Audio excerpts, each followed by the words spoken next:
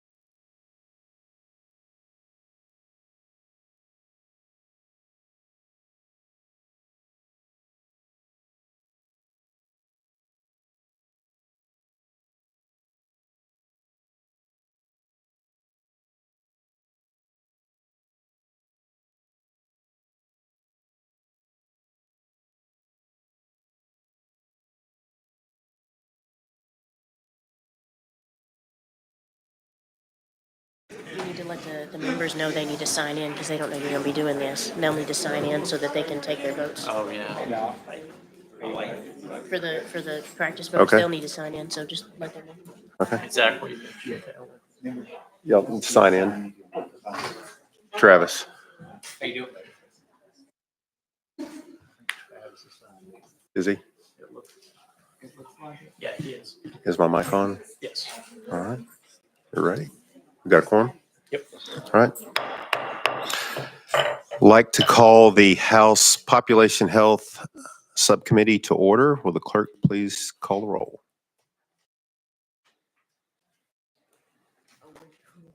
It's the Oh, it's the board? All right. That's who everybody's, are we signed in? This is,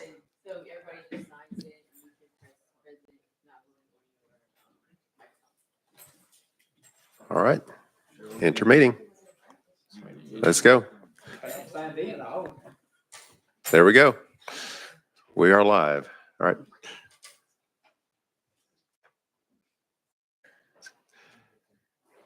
The purpose for this meeting is for practice and for introductions. So there we go. So we're signed in. All right, everybody hit your blue light if you can.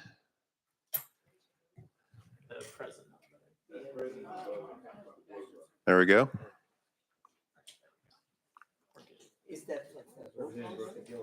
Yeah. It's just saying you're here rather than being here whenever they make the roll. All right, great. All right, I appreciate everybody for doing that. All right, thank you, clerk. I'd like to welcome all members, visitors, and staff. You may be wondering why I'm chairing this committee today. Chair Lady Carringer had a family emergency, and she will be out this week. So please keep her and her family in your prayers. I'd like those in the audience and at home to get to know our members. And so I'd like each member to take a few moments to say a little bit about themselves and introduce themselves to everybody. And if you have any personal orders, we can take them at that time. And I'll get us kicked off. I'm Dr. Brian Terry. I represent District 48. That is the eastern half of Rutherford County. My district includes some inner city Murfreesboro, some of the suburban neighborhoods, the rural areas of Rutherford County, like Milton, Las Casas, Kittrell, and Christiana. My district includes MTSU, Amazon. We also have the monument for the exact geographic center of the state of Tennessee. And soon my district will have the new Buc-ee's. So with that, I will go down the roll. Chair Lady Rudder, you recognize. Good afternoon. I'm Iris Rudder. I serve the 39th District, which is Franklin County and Marion County. I'm serving my, I cannot believe I'm saying this, but my fourth term. And I'm proud to be on Population Health. I think we'll have a good year. Thank you. Chairman Kumar. Thank you. I'm Sabidak Kumar. This is my 6th term, having served and survived the previous 5. I represent Robertson County, which is immediately north of here. And as we like to say, minutes from Nashville, miles from ordinary. Thank you. Thank you. All right. Cheryl, you're recognized. Oh. I'm Esther. Oh. Okay. Go ahead, Esther. Okay, I'm sorry. Hi, Mr. Hilton Haynes. I represent District 30, which is part of Hamilton County.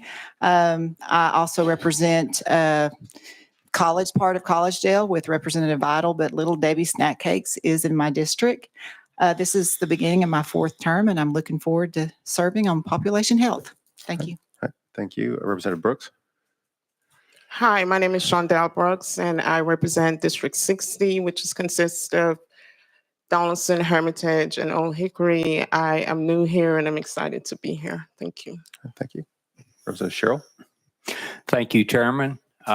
Representative Paul Sherrill, represent the 43rd District, Warren and White County. And of course, Warren County is the national capital of our nursery. So if you need some nursery, come to Warren County and get your nursery. So anyway, thank you for the opportunity to serve. All right. Representative Gillespie. Thank you, Mr. Chair. John Gillespie from represent East Memphis, and this is my first time on the subcommittee, and I'm serving my 3rd term. Thank you. Representative Travis. Thank you, Mr. Chairman. Ron Travis, and I just serve District 31, which is Sequatchie County, Bledsoe County, Ray County, and Van Buren County. This is my 7th term at the House and my 3rd year in Population Health. So I look forward to it. And anything you need from me, I will just, my office is open. Thanks. Thank you. Chairman Clemens. Thank you, Mr. Chairman. You don't look like the chairman I was expecting. Yeah, no, we downgraded. Okay. Apparently, John Ray Clemens, District 55, and I'm just here to keep an eye on all these other folks, especially that one. Thank you. All right, thank you.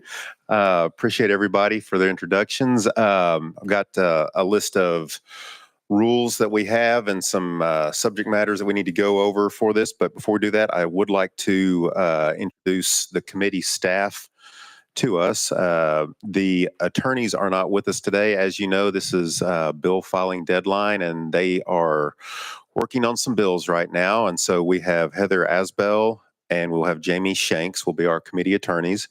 Mike Critchfeld is research analyst. Megan Dix is my committee assistant, and Zach Huff will be with Chair Lady Carringer for this committee. Maverick Emberton is the committee intern. We have Ashley Risen will be our committee clerk, and Lamar Gordon is our sergeant at arms. So welcome them. Thank you, guys.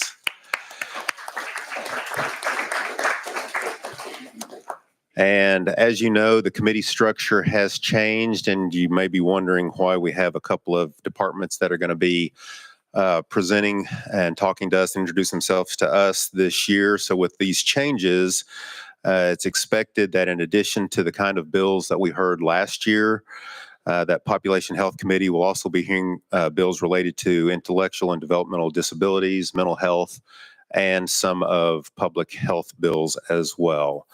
Guidelines that we have, anyone not serving on the committee or on the committee staff is asked to not be on the dais 5 minutes prior to or after the committee meeting, and no member that is not serving on the committee may sit on the dais. Please keep in mind that everyone, when they present a bill, be given 5 minutes to present each of their bills. In the interest of time and fairness, time limits may be set on testimony relative to legislation. Parties interested in providing testimony on a bill should go to the link on the Capitol website and fill out a witness card in order to be put on the list to testify. We will follow House committee rules related to the number of times a bill may be calendared. The deadline for putting bills on notice will be 3:30 p.m. each Wednesday. All bill notices for full and the subcommittees for health should be turned in via the dashboard. Amendments for House Health Full Committee and Population Health Subcommittee are due by 10 a.m. each Monday. The Health Subcommittee amendments are due by 10 a.m. each Tuesday via email group House Health. Each member putting a bill on notice for any of these committees will be asked to fill out a short informational form. I believe everybody knows that I have a process by which we do this for his or her bill to help assist it through the committee's analysis. This form is certainly not a requirement for any bill or for the committee, but my staff and the sub-chairs and I would be much appreciative if you would fill it out. It gives us information and saves us some time for efficiency. And these forms will be provided to all offices via email following this meeting. The discussions today that we'll be having this week in population health are just going to be meet and greet opportunities and presentations, and we're working on some budget hearings for some of these committees, some of these departments later on. And lastly, decorum for committee members in the audience. Both the subcommittees and our full committee are known for decorum, having cordial debate, and we will continue to uphold that standard. Audience members are free to hold signs, but keep them below your shoulders so as not to block the views of others. Audience members are required to be in a seat and not standing, and the expectation, because of our standards for decorum, is that we will not have any outbursts or disruptions. And so with that, today's meeting, committee's meeting is going to be about introduction and practice. And since we have a new voting system, and so as a committee, we're going to take some practice votes. And so we're going to have those introductions in a bit as well. So in this committee, we have the Department of Disability and Aging and the Department of Mental Health and Substance Abuse that will be presenting to us. So are we ready to take our first practice vote? All right. Madam Clerk, please open the vote. All right. All in favor of getting the show on the road, vote aye. All opposed, but you have to do it anyway, vote no. All right. Okay. Has every member voted? Does any member wish to change their vote? Okay. Madam Clerk, take the vote. All right. The ayes have it. 8 voting aye, 1 nay. All right. So we will get the show on the road. So with that, we would like to bring up our first presentation. and that is the Department of Disability and Aging.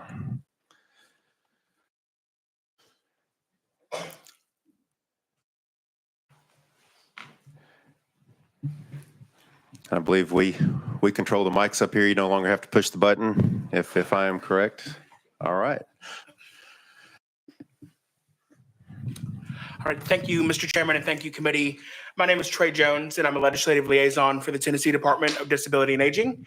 With me today is Commissioner Brad Turner, and several members of our leadership team are sitting here behind me. I'll go ahead and turn it over to Commissioner Turner to begin our presentation, and then he and our leadership team are here if you have any questions. Thank you, Trey. Good afternoon, Mr. Chairman. Always good to see you and appreciate the committee, and congratulations on this establishment. I can tell how excited Chairman Clemens is to be here today. And so I will do my best to make sure that he stays engaged and excited about what we're doing inside DDA. So in all seriousness, happy to introduce ourselves. I'm Brad Turner. I'm the commissioner. I've been the commissioner for 6 years. Since January of 2019, I think most of you on this committee know, and I know there's a few representatives who are newly elected. We were previously the Department of Intellectual and Developmental Disabilities that was established in 2010.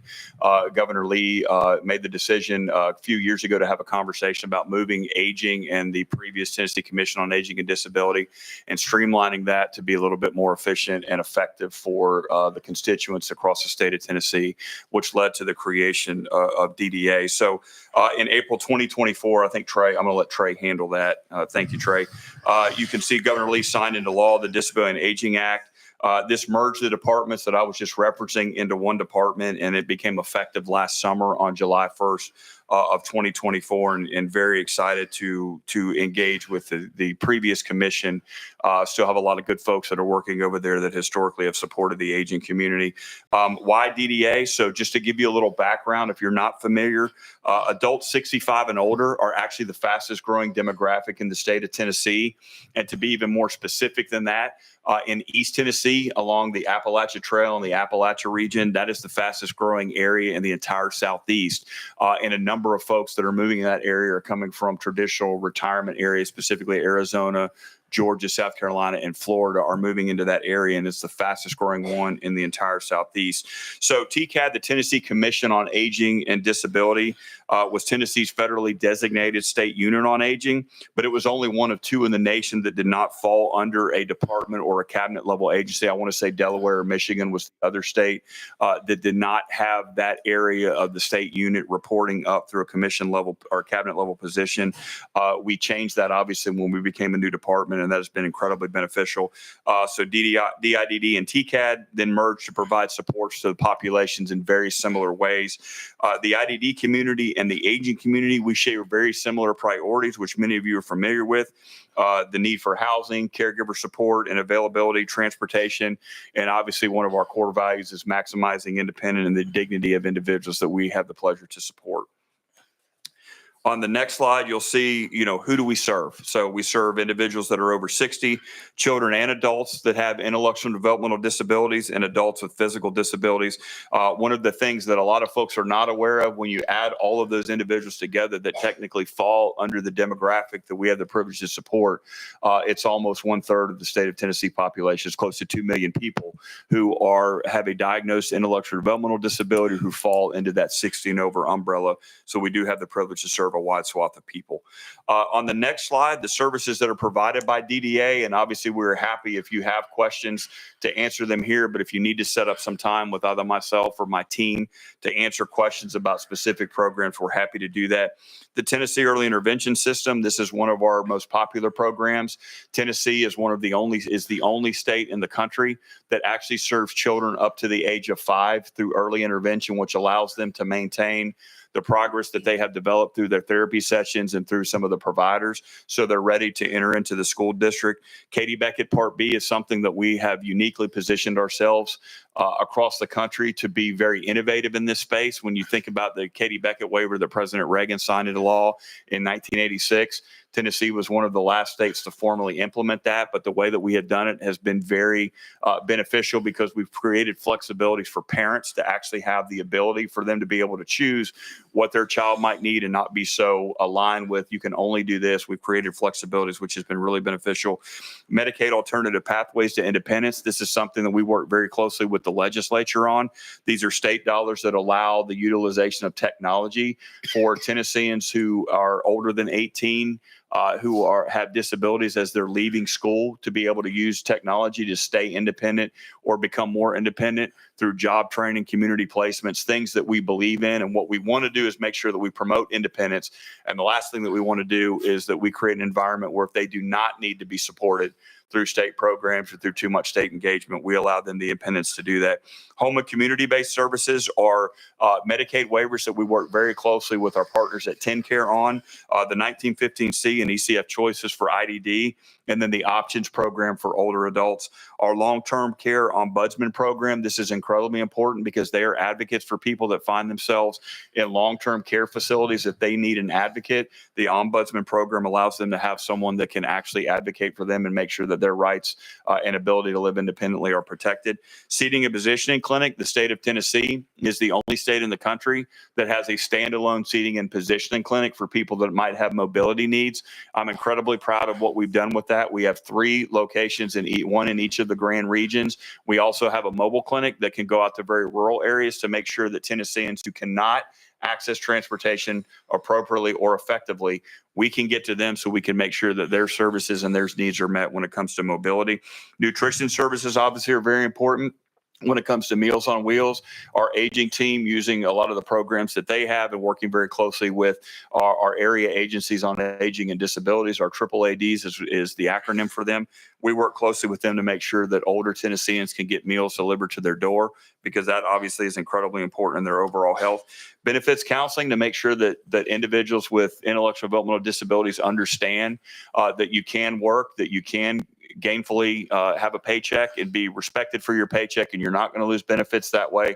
We have benefits counseling to make sure that they're available, what they can do and what they might need to consider before they do take a job or other things that might benefit them.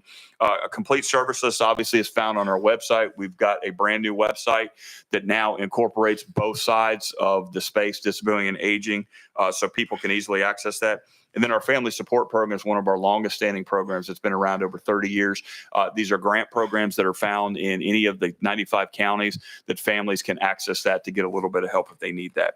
On the next slide, so our community grants, this is something that we're very proud of, that we've been able to partner very closely with the legislature. And I want to thank you for supporting this, because this has actually saved lives and has helped people in the communities be able to rely a little bit more on themselves because we've given them a little bit of help. So DDA provides various grants to communities and businesses to spur inclusion and access. And we're talking about employment, making sure that people can go to the churches that they want to, the houses of worship, that their community and senior centers are welcoming to those who want to participate in events at their locations. These grants allow them to do that. Some current and former grant opportunities, just to be very brief, as I mentioned, grants for senior centers. We've got adult-sized changing table grants for businesses and municipalities. That is an active grant that's currently happening right now. Tennessee Believes is one that we have really accelerated across the state. That allows Tennesseans with intellectual and developmental disabilities to make the decision to go to a 2-year institution, a 4-year institution, and we're working very closely with the TCATs. So a student with disabilities does not need to be told that they cannot go to college. This grant allows programs to either expand that are already established on campus, or it provides seed money for universities and community colleges to actually establish disability inclusive programs, and those have been incredibly successful. We have also closed a grant for faith-based organizations and nonprofits to establish respite opportunities. Any of you that are familiar with the caregiving space, we need to help caregivers where they do not get burnout, and that is a massive challenge, whether you're talking about people with Alzheimer's or dementia, and it's individuals taking care of their parents, or it's parents very similar to my situation where you have a child with disabilities and you have nowhere to go to get a break. These things have been incredibly important, and we have had a lot of very positive feedback. And I want to again thank you, because the legislature voted on these allocation of dollars, and it has been incredibly beneficial. And then finally, some of you have asked about this very directly. The inclusive playground grants to communities and nonprofits. This was incredibly popular, and I want to make sure that we had over 80 grant applications. for folks that want to do inclusive playgrounds to allow children of all abilities to be able to play together. That is currently closed, but that was a very popular grant. Again, thank you for doing that because that came directly from the legislature. The final slide, just to be very quick, it's how to apply for services. What we want to do is be as efficient and streamlined as possible. We've tried to keep a very clear line of support and how to get to people. There's no wrong door in our department. This allows folks to understand, how do I access IDD services? And then right below that, for services for older Tennesseans, how do they access that? And then we have provided our phone numbers and the maps of the area agencies on aging and disability to better support people in those areas. So, Mr. Chairman, with that, I will stop the presentation there and certainly entertain any questions from the committee. All right. Thank you. Do we have questions from the members? Chairman Kumar. Thank you, Mr. Chairman. Thank you for your presentation and a quick tour of the matter. Yes, sir. About the Katie Beckett waiver, Mm-hmm. how does it stand in Tennessee at this time? Is it fully functional? Yes, sir. It's fully functional. We have north of 4,000 families that are able to benefit from that program. And remember, as I shared earlier, Chairman Kumar, that gives parents flexibility on things that their child might need that traditional insurance might not cover. We've allowed them to use that for if a child might be an elopement risk, they can use that to build a fence or provide some level of safety at their own home modifications, technology, different levels of counseling or support, pharmacy needs that might be unique to their child's diagnosis. So that program has been very successful. We do a parent survey every year, and consistently we've been up in the upper 80s and low 90s on parent feedback on the positive aspects of how the program has better supported Tennessee families. You recognize? So children with disabilities whose insurance does not cover the benefits, they can get on this program. Is there a waiting list? There's not a waiting list right now. We work very closely with TennCare to make sure that we added additional slots. But truthfully, there is going to be one down the road because there are more and more families that are recognizing the value of the program, and we've gotten much better. Obviously, you're a doctor, as is Chairman Terry, in diagnosing children younger and earlier for things that might be developmental delays. So the more folks that do start to apply for that program, at some point, you're going to start meeting that friction where there is going to be a waiting list for that. But we have been we've tried to stay ahead of that, and we work very closely with TennCare and the governor's office and the legislature to make sure that if there are waiting lists, they're going to be at a minimum. Thank you. Thank Yes, you, Mr. sir. Chairman. All right. Thank you. Other members' questions? All right. I do have a couple of questions. Thank you for Yes, sir. being here with us. Sure. Going back to your slide that talked about the Tennessee Early Intervention System, can you, yeah, perfect. Can you give us a little bit more information on that as far as how does that help and what you do to help transition kids into schools? Sure. And as far as working with getting the schools set up for these patients? Yes, sir. And it's a great question. And here's the background on that. So historically, the Department of Education, we have to work very closely with in the federal level and the OSEP with their Office of Special Education Population. But what we did in Tennessee was we expanded the ability for parents to make the decision that they could either stay inside the program or choose to go to their local school district. So we made sure that we had conversations with local school districts to understand the impact that our program is having so we can better prepare the children for what they need to be accomplishing in kindergarten. So what the early intervention program does is it creates opportunities for children that have developmental delays to be identified early. They can then, anyone can refer the child. It does not have to be a parent. So that has allowed medical professionals to refer a child, is allowed neighbors, is allowed either immediate or extended family members to refer the child to the program if parents or someone that's around the child notice that there's a delay. The reason it's important for what we're doing is we try to create and build a foundation for that child through therapies and provider services in their local community so we can maximize the child's potential before they get into the school district. Because what we want to do, do not want to do, Chairman Terry, is have a program that's ineffective. It only does it for a little bit, and then the child stops and they go into school and you have to hit the reset button. So the TEIS program has allowed us to expand that all the way up to kindergarten age, which has allowed parents to make the choice to stay in that program or decide that they want to make the choice to go to their local school district. So we've gotten really good at making sure that the parents are aware of what their choices and their options are to make the decision for their child, and that they're able to stay in that program if they want, or they can make the decision to go to the local school district. But both of those programs are built around developing the child's skill set, foundational understanding about how to be better in education. And then when they move into the kindergarten space, they have a better foundation than if we had not expanded that program to 4 and 5 years old. So I don't know, Chairman Tier, if that answers your question. I'm happy to try to reword it, but I want to make sure I'm answering what your question is.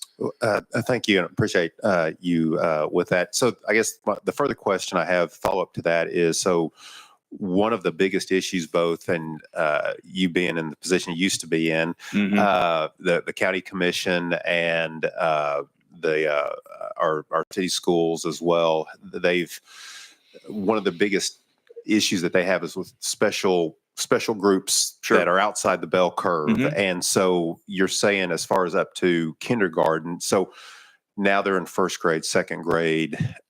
How does this work with that? Or is there other programs to work with that? Because they said that they're having issues as far as the resources.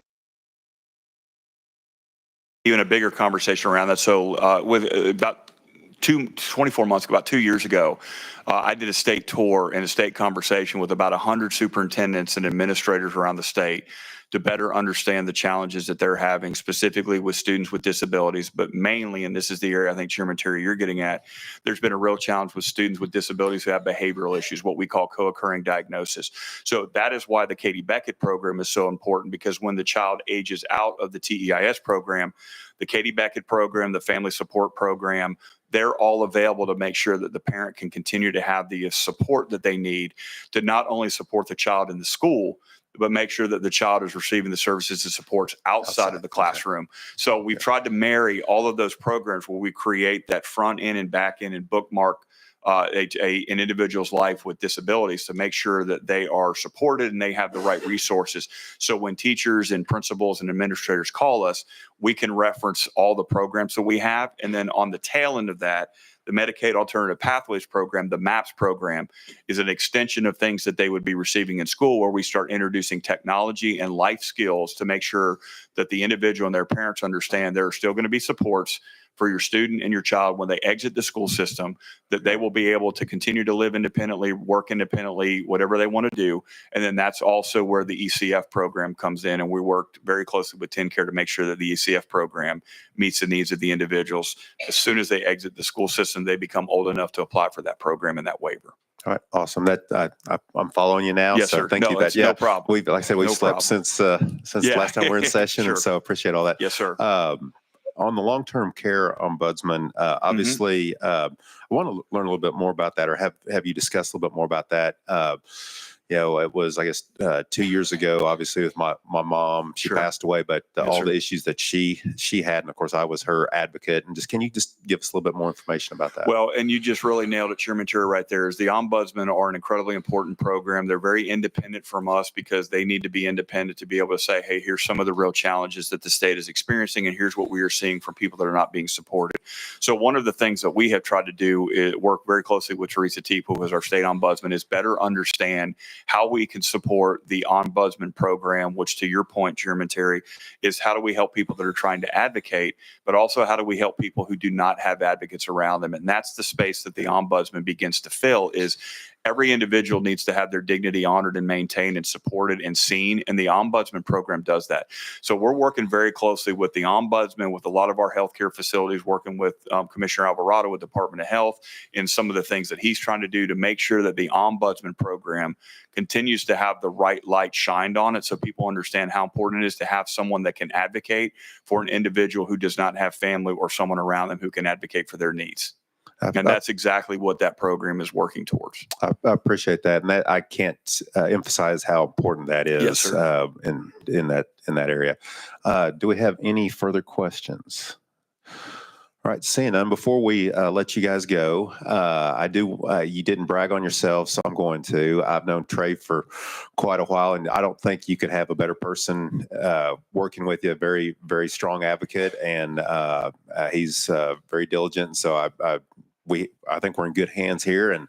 And despite his, I'm now talking about the commissioner, despite his, I guess, favor for the Gators and the Cowboys, we'll put that aside. Brad Turner was a county commissioner for a long time, and he was, I would say, the go-to guy in Rutherford County from us as legislators, and we think highly of him, and he has done a fantastic job, and we're proud of you, and it's always a pleasure to have you. Thank you, Chair. Just two things to add to that. It's always go Gators and go Cowboys. Remember, God gives his toughest battles to the strongest soldiers, and so there's that. And then to your point, I truly believe I've got the best team in the state, and Trey is one of those. And I think so highly of him. He actually sits in the commissioner's office, and I sit in the queue because of how important he is. So thank you, Chairman. All right, thank you, committee. guys. I appreciate it. All right. Thank you. I don't know if I ever, do I go to session? I never went to session. I Yeah. realized that after they Yeah. started. All right. Thank you. As we are in practice mode today, I made an error, so we are out of session. There we go. All right. So with that, we will call up the Department of Mental Health and Substance Abuse. I don't know what happened, but at some point in their presentation, it logged everybody out, so all the mics went out. Oh, did I? Yeah, now all you guys' names are gone, so Oh. it may take me a little longer to Okay. Oh, it did. I'm gonna talk to the clerks after it's over, but I can still turn over all the mics on. Okay. Can we vote again? Good afternoon. You recognize? Go ahead. Thank you so much, Chairman Terry, and distinguished members of this committee. It's always an honor to be able to come before you and speak about what our department, in collaboration and partnership with our private public partners across the state, are doing to respond to concerns around mental health and substance use issues. To my left is Deputy Commissioner Matt Yancey. He serves as the Deputy Commissioner over all of our community behavioral health programs, including the divisions of substance use, mental health, and children's services. So we're very grateful again to be able to be here and talk to you guys. If you look at our first slide, this is something that we've actually sent to you. Our incredible legislative director, Kristen Beloff, in the audience, who many of you have met, made it a point to say to us that when the new members are coming in, for those of you that are new, and for those that are already in the legislature, we needed to send out to you a document that said where we are and what we're doing. So some of this may look familiar because we have sent this to you. If you look at our mission and our vision, you'll see that we want to create collaborative pathways to resiliency, recovery, and independence for Tennesseans living with mental illness and substance use disorders. Our vision is a state of resiliency, recovery, and independence in which Tennesseans living with mental illness and substance use disorders thrive. As a department, you'll note that our values are customer-focused, integrity, inspired purpose, excellence, compassionate, and effective leadership, solutions and outcomes-oriented, and partnership. And I hope as you work with us, you see those values demonstrated. We always want to start with what the need is so that you're aware of where that need is and what our department does and where we interject, because this truly is a multi-department, multi-agency response to the need. In 2021, which is the best numbers we've got, there's some issues with SAMHSA's data that they've changed, so we're still relying on 2021. You'll note that there were 386,000 Tennessee adults that were seen to have severe persistent mental illness. That's things like major depression, things like schizophrenia, things like anxiety, major anxiety. And of that, you'll note that there's a donut hole here that shows you which ones we are focused on. You've got about 34% that actually are funded through Medicaid or Medicare, so that there are ways in which people get their services through that area. You'll also note that about 207,000, that's 53%, have private insurance, which is a way in which they get their care. Then you'll note that for the uninsured, 44,000, 32,000 of those individuals are getting their care through our department based on the funds that you all have allocated to us. That's pretty good because we know not everyone shows up for a need when they are struggling with mental illness. If you look over at the substance use area, you'll note that our gap is much higher for the uninsured. And that's something that we have come before you for the last several years to say, could you add dollars? Because we know we've got a major gap there. And when you look at items in which you need to intervene early and often and wraparound supports, that's a population that we need to do so. Then if you look at the same charts for kids, one thing that we believe in is early intervention is key to helping that child as well as their family and school system and other communities deal with what may be going on and to respond in a way in which that kid can develop healthy coping skills and really understand how they can be the best they can be. Same breakout related to private insurance and Medicaid, but an important thing to know is that for the uninsured kids in this state, only about 5% are uninsured. So 95% kids in this state really do have some sort of insurance. And you'll note that that 5.6 that we see, which equates to about 5,350 kids, is served through the behavioral health safety net, 1,317 being served last year. Then when you look at the other slide for the substance abuse area for kids, again, you'll note a larger gap, which is why we continue to come here and talk about more funds for that uninsured population. The next thing that we think is really important is that you know who we license, who does what. We have over 2,074 licensed behavioral health provider locations. The funds that you give us go out to that 2,074. We have 1,268 contracts for community-based services. All of you have someone in your community that we're funding to respond to the needs in your community.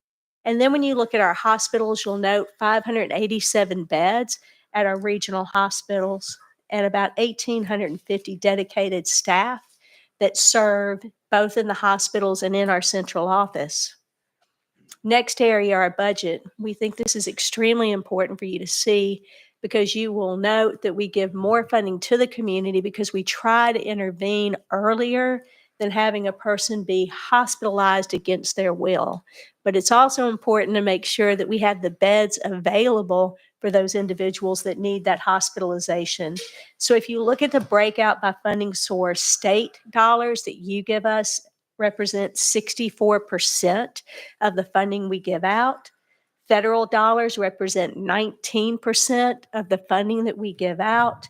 79 million is other, and that includes other type of federal grants that we might get that are not in that category, as well as Medicaid and other sources with departments within state government. And then you'll note the Tennessee Opioid Abatement Council. We do not dictate or tell that council how to spend money. It's a separate council set up, as you guys know, through your legislation. But the money does run through our department. We support those activities, and about 5% of our budget is through that council. And that equates to last year and this year, $32.7 million that's going out to communities. The other thing we think is very important is our overhead. We very much try to use state taxpayer dollars in the best way possible. The best way possible is to get the money out to the community and to not use them to pad bureaucratic areas and to make sure that our staff are doing the best they can. So we have 94% that goes to the community and only a 6% overhead. When you look at our funding trend analysis, I want you to see over the years the fact that Governor Lee, as well as prior to him, Governor Haslam, really took to heart the fact that we needed to do something to intervene in the state for individuals that are struggling mightily with addiction and with mental illness. And you will see that his actions and thoughts are here, and you guys and what you've done are actually here. You'll see the incredible increase back in FY24. We had $729 million that went out. if you look at the decrease, a lot of that has to do with one-time dollars that we got. And I could see you were going to ask, one-time dollars that we got that were injected that y'all actually gave us. And so you'll see the decrease there. But again, if you look over the years, looking at FY23, we went from 380 million to this year 433 million in state. So we continue to do what we can to increase that. Chairman, did you have another question? No, that was it. All That right. was- Okay, great. Thank you. Planning and Policy Council, this is also key. We don't sit up in our offices and try to figure out what are the needs, what's happening. We actually have planning and policy councils across the state, 7 of them, that meet quarterly, and we also meet quarterly to talk about what's going on in that community. You'll see the different colors that represent the Planning and Policy Council regions from 1 to 7. I'm so grateful for those councils because they truly input information that helps us be the best we can to respond to needs across the state. The next slide, I'm not going to do what Commissioner Turner did, which is to go over all of our services because we would be here a really long time. What I am going to do is really focus on those that are key and that we would like you to know about. The 988 Suicide and Crisis Lifeline, cannot say enough about your support of our crisis lifelines and mobile crisis and crisis stabilization units throughout the years. I saw a research report where they were looking at 988 and they were seeing has it really helped grow the crisis programs that are needed. And across the country it hadn't, but guess what? In Tennessee, it has. Not only were we prepared for 988 because we already funded 24/7 mobile crisis teams. We already funded crisis stabilization units across the state. We already funded walk-in centers, right? And we did it jointly with TennCare. So when other states were trying to pass taxes, additional taxes, we did not come to y'all to say, let's do an additional tax. We didn't need it. We were already doing this. And in addition to that, you'll note that the 988 Lifeline is really helping because people only need to remember 3 numbers, 988. And we're doing all we can across the state to have media coverage of this. I'm sure you've seen some commercials about this. Matthew Perriott is in the audience. He's our Director of Communications. He does an incredible job with this. And I was wondering, Deputy Commissioner, do you want to go over the numbers about what we've seen? Yes, ma'am. And just to add to what the commissioner said, we do so much in the department from prevention, early intervention, treatment, recovery support. This crisis work arguably may be the most important thing that we do. And it serves tens of thousands of Tennesseans a year. As you can see here on the slide in fiscal year 24, 988 just in calls received over 43,000 calls from Tennessee numbers from Tennesseans. The other great thing about 988 is you can chat with 988 and you can also text. We're seeing a lot of young people, young adults texting 988 opposed to calling. In FY24, there were 9,000 texts to 988 as well as chats. So this is a resource that was launched over 2 years ago, but it really is kind of the single port of entry for our state's crisis system. When we go out and talk to communities about our services, our supports, our programs, the first thing that we always talk about is 988. It's really important. Thanks, Matt. Then the next. Let's hold questions to the end. Yeah. All right. Thank you. Then the next slide is really important because in addition to 988, we also have the Tennessee Crisis Continuum with the numbers that people call and the different locations for crisis. And I want you to pay attention, 117,000 crisis line calls in addition to the 42,000 calls to 988, in addition to the 9,287 text. If you add that up, you're looking at almost 170,000 individuals across the state that have reached out saying, I'm in a mental health crisis, I have a substance use crisis.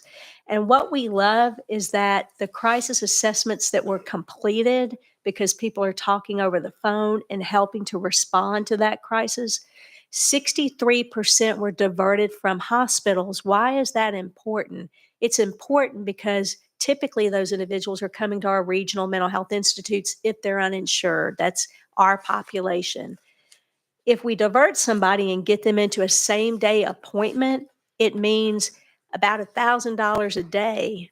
And if you're looking at private institutes, you're looking at $1,500 a day that's saved, and that person's getting the care they need in the community with wraparound supports.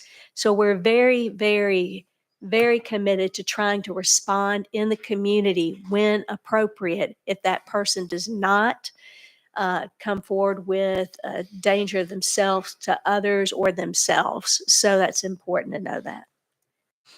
Then you'll see the adult crisis services in Tennessee. All of these different colors represent the different providers and the type of services that are there.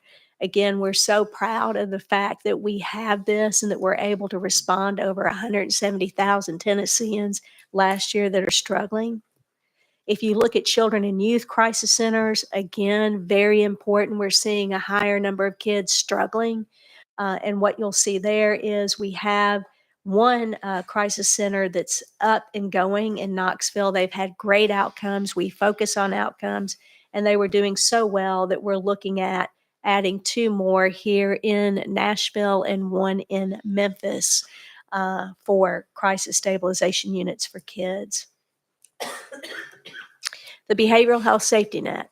For those of you that may not be familiar with that, this is akin to someone not having any insurance and being able to get the same array of services minus residential that you would get if you were on TennCare.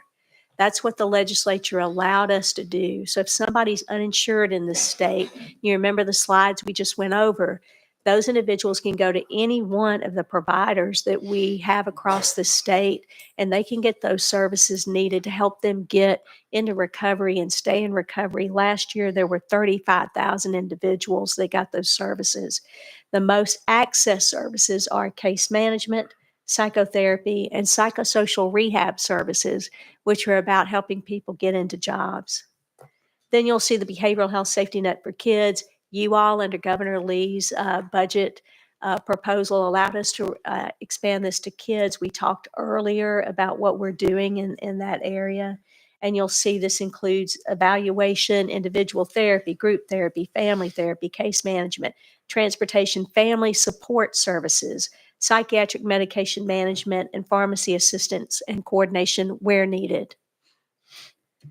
Then when you look at treatment and recovery, you'll note clinical substance use treatment, medication for opioid use disorder, and then new investments that we're doing around recovery supports with state funds. We are grateful to serve and partner with our provider agencies with about 22,000 individuals being served with treatment and recovery services. Our regional mental health institutes have operated over the last many years. We have 4 inpatient institutes focusing on acute care, and I think it's important to see our higher quality outcomes. You'll note that all of them had a lower readmission rate and a higher patient satisfaction rate than many private counterparts. If you look at our capacity and our stats, 587 total beds, 506, which is our highest census last year, 85% uninsured admissions, 6,477 admissions. Of those, 3,369 were done by telehealth, and the average acute stay is 7.3 days. Going back to children, want to make sure that y'all are aware of our K through 12 Mental Health Trust Fund, $250 million, which is that base that we're getting dollars off of the interest to actually invest in one-time areas and then recurring areas. If you look at the numbers served, about 26,000 students received direct services, 15,000 teachers and staff trained, and those outcomes include reduced discipline rates, reduced truancy, increased academic success, increased graduation rate. And Deputy Commissioner, anything you want to add to that? Just those numbers the commissioner referenced are really supported through our school-based behavioral health liaison program. And as you can see here on the slide, the investments in this program over the years has increased significantly. We have 390 funded school-based behavioral health liaison positions across the state. These are people working in schools in your communities, particularly schools that the local school districts say, hey, this is where we could really use this resource. These individuals are employed by community mental health centers, And the great thing about that is they're co-located in the school environment, providing services to the students identified, but they also serve as a critical resource to that student's parents who also may need support as well. So this has been a program that we've really focused on in recent years. And as you can see, the outcomes speak for themselves. They really do. And one of the things that you guys had asked us about last year is what's the fill rate of those positions. If you don't include the expansion for this year, because literally we just started in July, we had an 88% fill rate. That is incredible. And if you include the expansion, it's right around 75%. So we are doing a very good job with the resources you're giving us to hire these positions across the state with our provider communities. The other model that we wanted you to know about is the Creating Homes initiative. This is an initiative that really seeks to serve individuals that do not have a place to live and individuals who truly need that to be able to be stable in their community, which is something we all know is important. This is built upon leverage dollars. The original CHI, which was focused on individuals with mental illness, has actually leveraged $1.3 billion. You all have invested right around 1.2 million each year, and the leverage of that has been 1.3 billion, and it's allowed us to create 36,000 housing options across the state. We also are very happy about the ability to expand that to populations that include individuals across the state struggling with addiction. That's CHI 2.0. And then CHI 3.0, which is the reentry population, where we're focused on individuals coming in and out of the justice system. Our Tennessee Recovery Courts, cannot say enough about Governor Lee's support of this, as well as Speaker Sexton's support.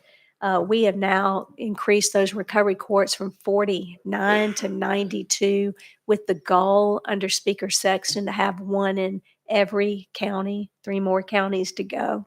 Again, grateful for those dollars. If you've gone to a recovery court graduation, you see the difference that a judge talking to them and then those services wrapped around have made across the state. Our criminal justice liaisons, very much important across the state, because if somebody does get into jail or into prison and needs help, our criminal justice liaisons are connected with our providers so that they can give the services needed as that person's coming out of jail, and also work with the sheriff and the local officials when they are in jail. Project Rural Recovery, we talked a lot over the years about transportation programs and how to transport people where they needed to go. Well, we switched that and said, why don't we go to where the people are? And I'm so, again, grateful for this. You'll note that we've served 4,600 unique clients and nearly 11,000 visits. This mobile unit that really was focused on probably 15 counties has actually served Tennesseans from all 95 counties. That's amazing. That's amazing. Our IPS supported employment. We know that many individuals that have not worked and struggle with severe mental illness want to work, and they just need support and someone to be there with them as they try to work. And so you'll see that we have 900,000 that we worked with the Department of Vocational Rehabilitation under Department of Human Services. And we've served more than 1,600 Tennesseans.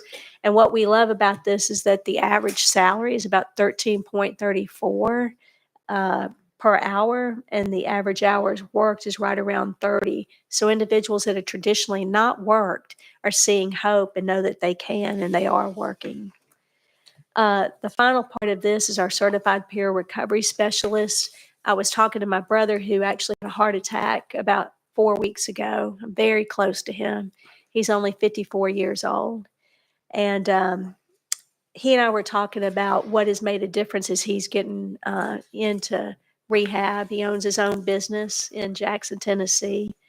There's a lot of pressure and stress on him. And what he said to me was talking to someone who'd gone through the same thing, someone who'd had a heart attack, and what they did to be able to recover.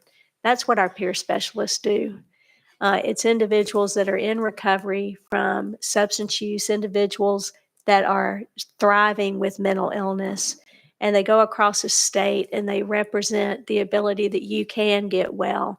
And after talking to him every day for those weeks, didn't matter what the doctor said, Dr. Kumar, it was really who the peer was that had been through this. So very, very grateful for our peer programs and your support of them. Our faith-based initiative, back under Governor Haslam and then with Governor Lee, we knew that there are many congregations that don't understand the disease of addiction. Many congregations that think all the person has to do is just pull themselves up by the bootstraps. And we know that that's not correct. And we've gone across the state with our faith-based certified partners, helping to certify communities and recovery communities in faith-based areas so that they will know what to say to any of their congregants that need help with either mental illness or substance use. Our regional overdose prevention specialists are also funded. They're in the community through our private partners, and they educate individuals on the opioid stimulant use disorders and distribute naloxone. We've saved thousands and thousands and thousands of lives. You'll note that 854,000 units of naloxone have been distributed since this time. Our Tennessee Recovery Navigators, they go into our hospitals when somebody's overdosed and they say, so you've overdosed, now what? And they work in tandem with our lifeliners to make sure that we build out recovery communities in rural areas across the state as well as urban areas. So when someone comes out of treatment, they have a different place, different person, different way in which to live in these recovery communities. That concludes our presentation. You'll note the quote, "Never doubt that a small group of thoughtful, committed citizens can change the world. Indeed, it's the only thing that ever does." We appreciate your attention and appreciate so much your support. All right, thank you, and appreciate the presentation, and thank you for all that you do. And let's see if we have members that have questions. Okay, Representative Gillespie, you're first. Thank you, Mr. Chairman and Commissioner. Thank you so much for being here. I talked to your team yesterday on the way up here, and I had, I think, a lot more questions than they were prepared for, but they got back to me entirely today. So please pass my compliments to all of them. I wanted to go back to the 988 hotline, and it's reaching a lot of people. I'm sure not enough people still know about it, so there's still work to be done. But of that, I think it was like 46,000 cases. Were those, how many of those were, you'll track the repeat people that are calling the number but aren't taking the next proper steps to get help? Is that something that's, because you and I have had this conversation many, many times. I just wanted to get a little bit more information of that. The person that calls and the next step is recommended. Yeah. That's what I'm kind of focusing on, if that makes sense. Yeah, you had brought that up last year, and so we're working with our systems to be able to have the computer ability to track that. We're not completely there yet, but we are working on that. If I were to look at an individual provider and see who's called, we could do it by individual provider, but we're not yet where I can get a full report and see the overall call. I can tell you from what I've heard, it's not a lot. It's not a lot of repeat because people are getting, because they're connected to that provider and getting the service. You're going to. Thank you, Commissioner. Thank you, Chairman. So basically, I like what you just said there, because what I'm hearing is people are getting the help that they need at the time that they need it. Yeah. And that there's not a whole lot of people that are, you know, a couple days later calling that number again because they've chosen not to get whatever I mean, it could be as simple as walk into an ER, or it could be an ambulance coming to their house or something in between there. So, all right. Well, I'm going to keep on, I guess, being on your apartment. Yeah. Thank you. Thank you, Representative. Thank you. And before we get to other members, I do want to follow up on that. So phone calls versus the text and the amount or the services that they're getting, I guess what sort of feedback do you guys get on that? Is when somebody calls versus when somebody texts, Mhm. is the I guess the good outcomes, from that, is there a difference, or what are you hearing on that? That's a really good question. I don't have today a report to tell you the difference in the outcomes. I can tell you, though, that our diversion rates, whether it's text, call, chat, are all around that 63% diverted from hospitalization. We can look at the chat text and see outcomes, but it goes back to his question. We're trying to build in our system the ability to have a report that I can look at that. I can't give that to you right now today, but we are looking at that. Okay. And to follow up on that, I think I want to make a point about this, and because I think this is very important, the chat and text. And it's about reaching individuals, and not just reaching them, but them reaching you. And a lot of that is the hurdle of making that call or making that text. Yeah. And particularly with our youth, a lot of them will text and they may be afraid to talk to somebody. Mhm. Once you talk to somebody, now there's the voice, and it's more impersonal, Right. from that. And so getting that out to our youth, I think, is quite important. So I'm glad you brought this up. I think that's something that we're going to need to build upon. And obviously, as we get that out, getting over that hurdle. So I commend you for that. Thank you. And I can tell you, our director of communications, he's worked really hard on platforms that could reach youth so that they know who to call, where to call. So I appreciate that. Yeah, this is big. So thank you. Yeah, it is. Thank All you. right. Representative Travis, you're recognized. Thank you, Mr. Chairman. Commissioner, it's always great to see you. Thank It's you. been Same here. we've been here a long time, and Yeah. you've just always got that smile on your face, and probably one of the hardest departments that we have in the state of Tennessee to run. So we appreciate you doing that and keeping that smile. My question is, as we was looking through the slides, the homeless population that we have in the state of Tennessee on mental health, and from a small town, I don't see what I see in Nashville sometimes, so what is going on with that as far as the department? Is it part of the Creating the Home initiatives or the behavioral health safety net? Yeah. Where are we in that? I really appreciate you asking that. Some of y'all know that I started out in my career as a homeless case manager in Memphis, Tennessee.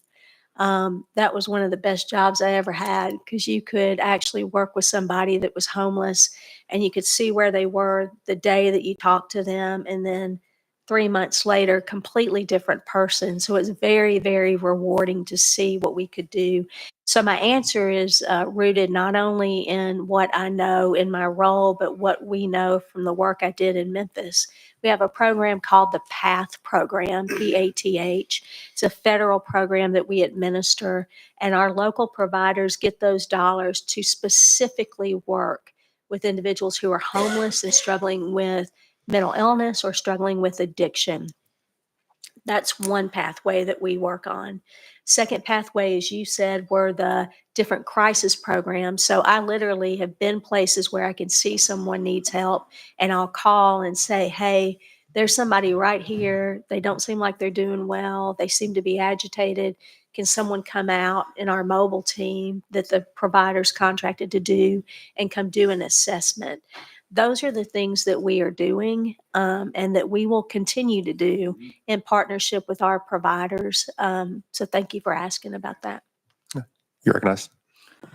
Thank you, Mr. Chairman. And is there anything that we can do as a group of legislators to make it better for the homeless society? Because, that's an issue that I think is going to continue to grow over time. And you see what's happening in California and other states that are getting bad. So if there's anything that we can do maybe to help you and your team be more available to assist in some of this. So if there is, get with me so we can run a bill to make sure that we can help you in this. Y'all have been incredible. Our provider community was really struggling with workforce issues, and you have responded The main issue is to be able to pay people what will get them to come work for you and to keep working for you, and to have those conditions where they can see the outcomes that happen because of the services that we provide. I would say thank you for what you've done so far to help us pay what people need to make to be able to come into these positions. Deputy Commissioner, anything you'd add? Just that the behavioral health system is only as good as the professionals that staff it. And just to underscore the commissioner's point, I mean, the legislature in the past 3 years or so has significantly invested in our department so we can raise rates and reimburse providers at a level where they are better positioned to recruit and retain staff to serve in positions like PATH case managers, to work in supportive housing facilities as case managers. So we didn't talk about some of the data related to retention that we have today, but the data we do have points to a positive direction that we're seeing vacancies being filled. Our provider network is in a much better position today compared to what it was just 3 or 4 years ago. And the only other thing I would add, if you see someone in your community that's homeless, go to our website, Department of Mental Health, Substance Abuse Services, and look on the provider directory and call the CEO. I mean, I do that. Call the CEO and go, hey, there's somebody out here. You have the PATH program. Could you send them? They will respond. In every instance that I've called, they respond. That's another thing you could do. All right, you're recognized. Thank you, Mr. Chairman. Again, it's always good to see you, Thank and thanks for what you do. Thank you. Thank you. Further questions? All right, Chairman Kumar. Thank you, Mr. Chairman. Thank you. You and your department are always a ray of sunshine in a dark part of our society. Number of things. One was the recovery courts. They really perform an unbelievable service in building lives back from addiction, and have done very, very well in our society, in our community also. Funding is always a problem. Is that a grant-based funding? Our recovery courts have grant and state-based, so some federal funds and state funds. Okay. They do some independent fundraising also, Yes, sir. but Yes, sir. that's an area of concern. But it's amazing how well those programs have done. Yes, sir. Increasing use of buprenorphine so that it's medication-based therapy is helpful in getting more people. At the same time, we are having people who are going to depend on medications. Also, time will tell how many people will ultimately move on and be able to sustain without it. The second thing about homelessness, feel a sense of frustration about it. Mental health being one part of it, and society, we've made many efforts about it. But in our community, we're trying to establish a program called My Father's House. Again, it's religious based, and it is open to people who are homeless and need shelter, especially in the winter times. Used to have but 3 to 4 people in our community.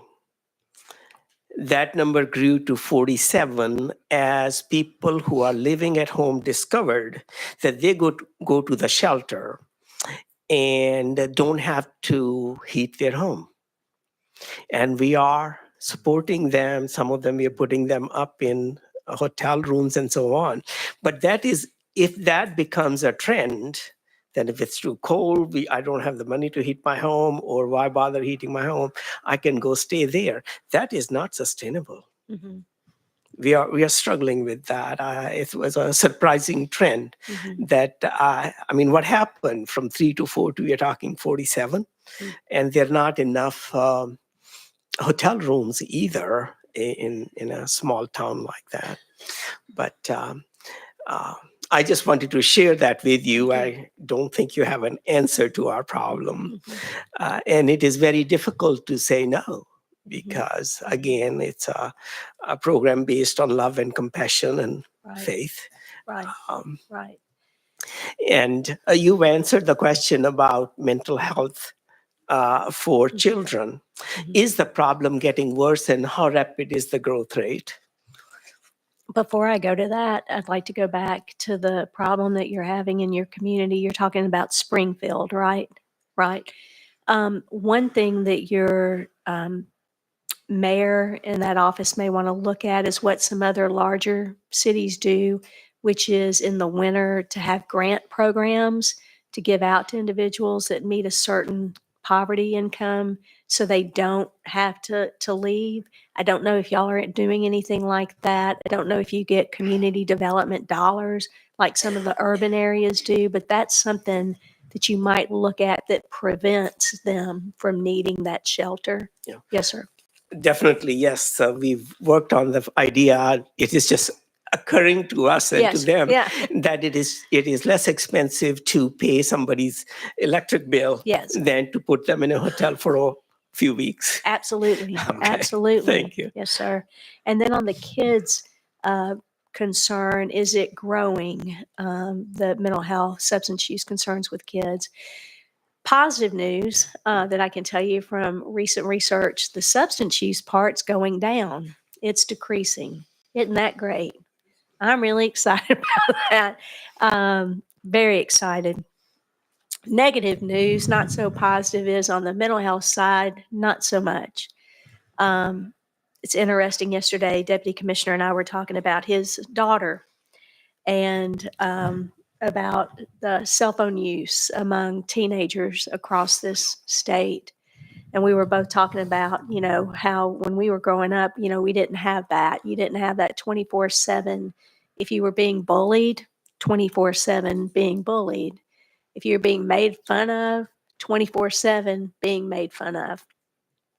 There's some really negative impacts from what's going on in our social platforms with kids that we believe are having a huge difference, as does a lot of research in their mental health, anxiety, depression. It has gone up. Every indicator, every research item that we've looked at, anxiety and depression has gone up. If you look at suicide rates among youth, it has gone up. That's why what we're doing and what we're trying to support in partnership with TennCare and private insurers is really important, because you can intervene with those kids. Recovery can occur. They can develop hope if they have a place to talk about that. So does that answer your question? Well, thank you. What are the statistics currently on drug overdoses and overdose deaths in our state? Actually, Department of Health has come out or is about to come out with their report. That's another positive space. We're seeing a decrease in overdose deaths. That is incredible, because we've worked as a state in tandem with Department of Health and TennCare and private individuals to offer treatment and offer the resources for individuals to get into recovery. So there is a lessening of overdose. That's a positive thing. Plus the Opioid Abatement Council, they're doing an incredible job of intervening in that area. Thank you. Thank you for your work. Thank you. Thank All you. right. Thank you. And we got, before we go to another member has a question, I did want to follow up on, because my question was going to be what were the most common mental health issues that we're seeing in schools. I'm assuming that's depression, anxiety, that's out there. Is that correct? Yes. And to your point about the bullying, I believe it was Jonathan Haidt had the book that came out last year, The Anxious Generation, Yes. and to emphasize that the rise of smartphones, he's got all this data, Yeah. rise of smartphones and social media, and this generation that's, coming behind us is having multiple issues with that. So thank you guys. Deputy, anything you want to add to that?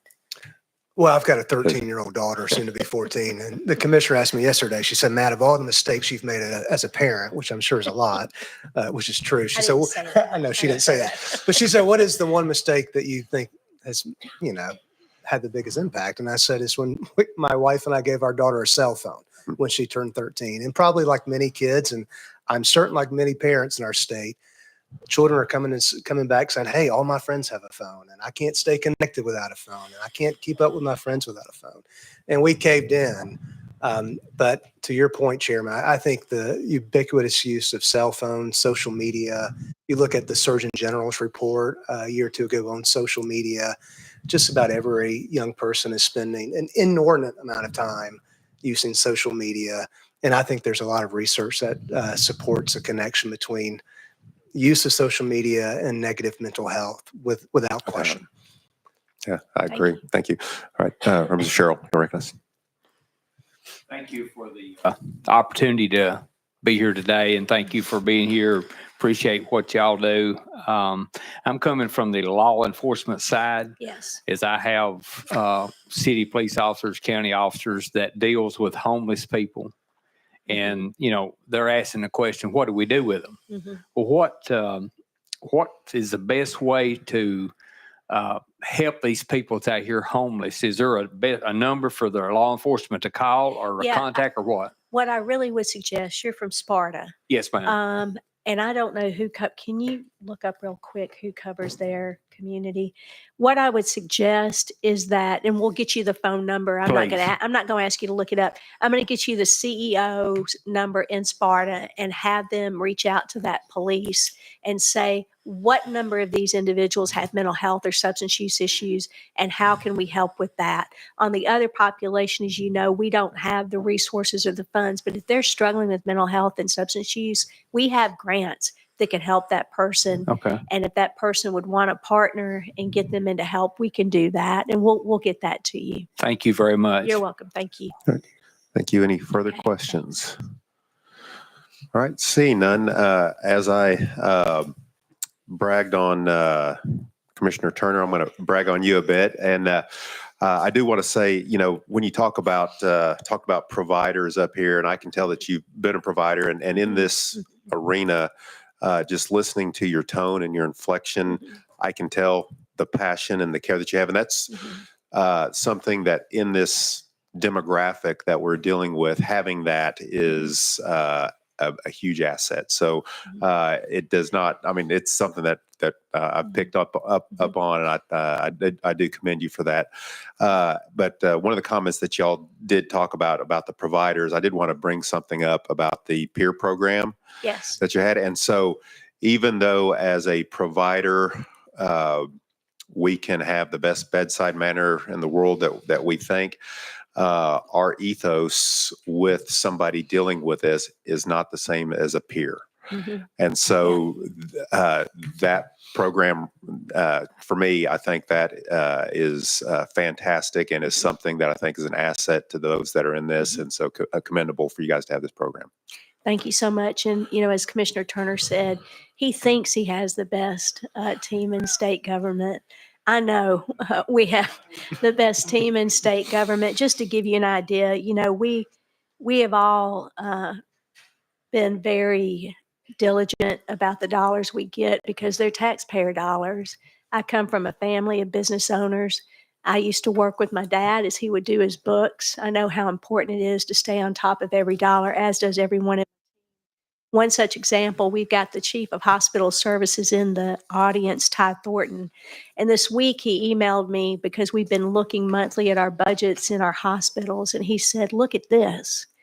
Because of what we've done related to salaries, we have netted, not just we paid higher salaries and cut the contract cost, but we actually netted $50,000 in a month's period because we're not doing the contract. When you add on top the salaries, it's right around 40,000. That's pretty phenomenal. 40,000 a month taxpayer dollars. So in addition to just the high quality team that I've got, it's a team that takes very seriously every day the business of what we do. And we so appreciate you all. Chairman, thank you so much. And all of you, thank you so much for your support and your questions. We will come back to each of you that we need to follow up with and get those to you. Thank you. All right. We greatly appreciate that. And thank you guys for coming here. And having no further questions, we are going to go back into session. And I do have a question for our clerk. It appears that we're all logged out. Is that?